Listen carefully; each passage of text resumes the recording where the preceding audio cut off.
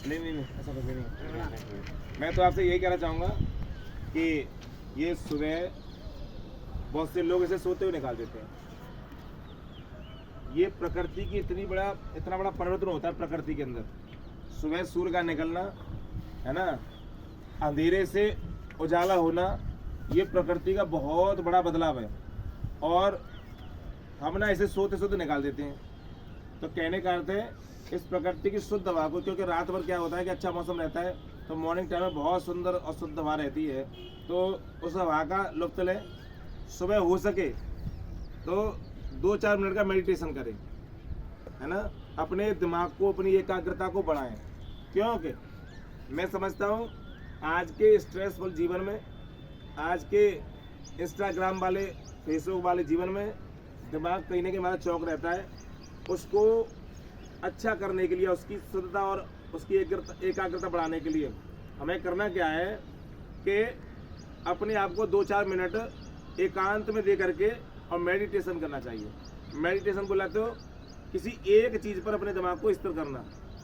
जब तुम किसी एक चीज़ पर अपने दिमाग को स्थिर कर लोगे तो इसका मतलब ये हुआ कि तुम्हारे याद करने की क्षमता, तुम्हारी चीज़ों को समझने की क्षमता बहुत अव्वल और उच्च हो जाएगी।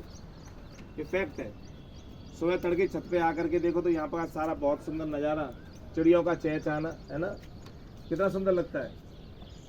और बाकी तुम देख पा रहे हो प्रकृति ने अपना रूप बदलना स्टार्ट कर दिया है, तो इसका भी लुत्फ लो, है ना। बहुत से बच्चे क्या है कि सोते रहेंगे, सूर्य उगने से पहले हमेशा और सूर्य उगने के 1 घंटे बाद तक कभी भी मत सो। बहुत से बच्चे क्या करते, जब तो पहले जल्दी आएंगे फिर दोबारा फिर से सो जाएंगे। ऐसा भी नहीं करना है ना। और सुबह तड़के ही जागने के बाद 8 बजे तक नहा लो। तो मैं सबसे बोलता हूँ 8 बजे नहा लो। अब बच्चों ने जो क्या पूजा भी स्टार्ट कर रखी है, तिलक लगा लेते हैं, अच्छा लगता है कुमला के, है ना। एक अंदर से बहुत अच्छा फील आता है।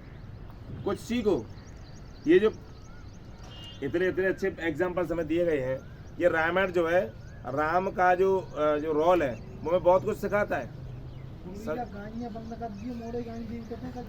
हाँ, ये भी गलत है। हमेशा शुद्धता का प्रयोग करें, अपने विचारों में शुद्धता लाएं। राम के जीवन से हमें कुछ सीखें, धैर्य सीखें। कितना बड़ा धैर्य है। सोचो इस बात को कि शाम को तुम्हें मालूम पड़ता है कि कल तुम राजा बनने वाले हो, कल तुम्हारा राज्याभिषेक होगा, कल तुम जो क्या है पूरी अयोध्या के सबसे बड़े राजा बनने वाले हो। जब सुबह होती है, सुबह होते ही आपको ये बोला जाता है कि तुम राजा तो नहीं बनोगे, राजा न बनने के साथ साथ तुम्हें 14 वर्ष तक वनवास में दिए जाते हैं। 14 साल तक तुम्हें घर में नहीं आना है, 14 साल तक तुम्हें केवल और केवल वन में ही रहना है, और किसी और के यहाँ पे भी रिश्तेदारी में भी नहीं जाना है। ऐसा नहीं सोचो मामा जी के यहाँ पे चले जाओ, चलो घर पे नहीं आना तो मामा जी के यहाँ पे चले, ऐसा भी नहीं है।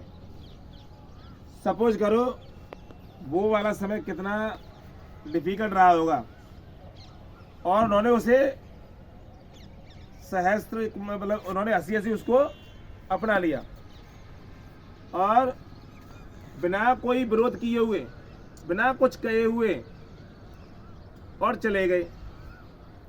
आज के टाइम में 2 भैया हैं, अगर 2 भैया हैं, अगर उनमें सेब 2 बोला जाएगा, 1 सेब है और जो का 1 सेब के लिए उनसे बोला जाएगा नहीं आज बेटा तू रहने दे, इसको दे दे, तो मैं समझता हूँ आज के समय का लड़का सेब दे सकता है क्या उसको, जो कितना बड़ा एम्पायर, कितनी बड़ी जो का है अयोध्या, और उसको बिना कहे सुने और बिना विरोध किए हुए और दे के चले गए।